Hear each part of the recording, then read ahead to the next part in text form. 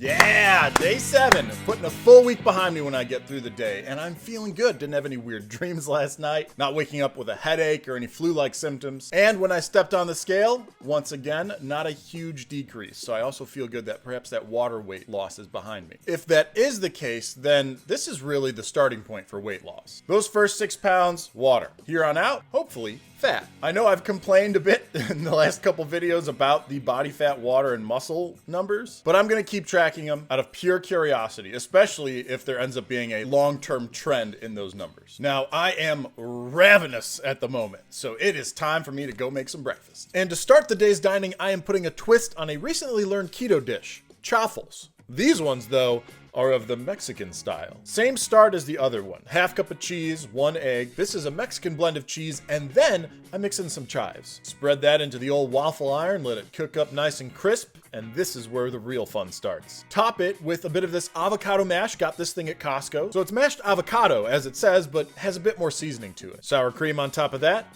salsa on top of that, and yes, of course, don't forget my side of bacon. Hands down, my favorite keto breakfast yet. And pretty decent on the macros, a little high on the net carbs, but my breakfasts the last couple days have been that way. 685 calories, 54 grams of fat, 35 grams of protein, 11 grams of net carb, and a cost of $3.22. Lately, I have been feeling the need to try at least and incorporate some more vegetables, leafy greens, that kind of thing. So I took that route when I went to decide my lunch. It's a salad of sorts, spinach as the base, add in a bit of shredded chicken, goat cheese, avocado, and top it with an Italian salad dressing. It may look kind of gross, but it tasted amazing. I am having such a good time making meals because of this diet. And this one in particular, 520 calories, 42 grams of fat, 27 grams of protein, 4 net carbs, and $2.18 for the cost. Those first 2 meals were both pretty well balanced, and I didn't feel too much of a need for a snack today, but nonetheless, I ate one anyways. Nothing too crazy here, just a protein bar from Costco. The downside of this snack is it does have 4 grams of net carbs, so I'm inching closer to that max. 190 calories, 7 grams of fat, 21 grams of protein, and as I said, 4 net carbs, a cost of 90 cents. Which of course leads us to dinner,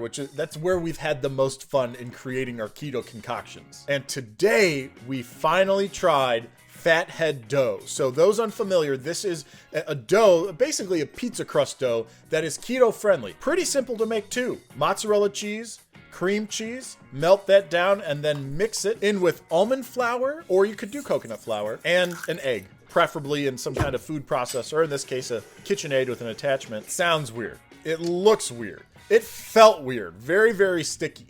But after we got it all laid out, topped it with some pizza sauce, threw on some pepperoni, got it in the oven. When it came out of the oven, it looked like pizza. What's more, it tasted like pizza. I am so surprised. The second time it's happened to me, the first time I did chaffles, that's what I was this surprised. But the crust of it, it's not the most amazing pizza crust. Like, it does not beat a Lou Malnati's deep dish. There, I've shown my favor. But for someone on a diet who can't have wheat or bread, that is a darn good pizza crust. And my favorite part is the price. Listen to this. 201 calories for this quarter of pizza that I ate. 16 grams of fat, 13 grams of protein, 5 grams of net carb, and 69 cents. That is how much the ingredients cost me to make 1/4 of that pizza. So even the whole pizza was under $2.50. Yeah. Wow. It was a great day for dining on the keto diet. I got to create so many different things with the ingredients that were allotted. And what's more, did pretty darn good on all my totals too. Calories, 1,596, so about 400, 350 under my target. Grams of fat, 119. Grams of protein, 96. Grams of net carb, 24.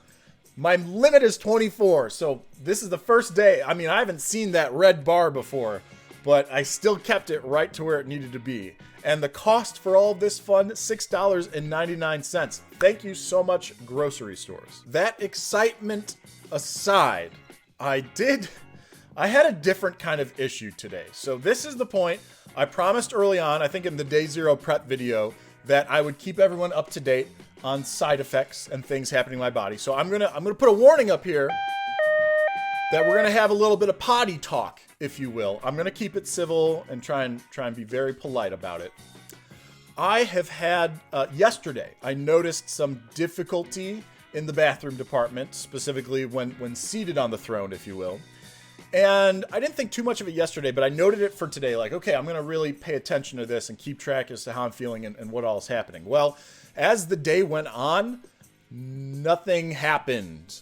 Like maybe a deer or rabbit, if you catch my drift without getting too far into it, but not to the quantity that it should be. And I started actually feeling, that might be the first time I've ever dealt with constipation, but like that there was stuff sitting in me, making me feel heavier, a little bloated, and it got to a very uncomfortable point. Maybe trying a little too hard there, but I digress. I did, when I went to the grocery store today, pick up one thing that I thought could help me just as a short-term fix. This magnesium drink. And let me tell you, I don't want to drink this again.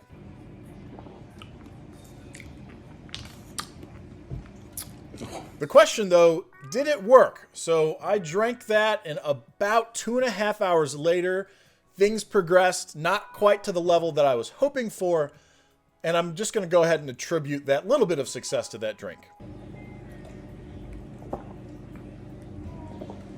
But here we are, day 7, and I am truly dealing with one of those side effects I had read about, though I had also read it could cause diarrhea, which is why I know people are going to comment like, oh, you should have been taking magnesium supplements or drinking more water or more fiber, because this is all on the internet and you can read all about it. And in fact, I did read all about it, but I read conflicting things. And so I just wanted to experience it for myself. Okay, cool. Thank you. I still appreciate the comments though, so keep them coming. Lesson learned is the bottom line. And I feel like that is what the first week is really all about on this diet. Learning those lessons when it comes to watching what you're eating and counting the different things, knowing where you're at in the day, having the right supplements to avoid issues, and ultimately be successful at this diet. Whether you're like me and you just want to go out there and try the diet for yourself and just see how it works for you, great. At least now you have seen someone else's experience doing that exact same thing.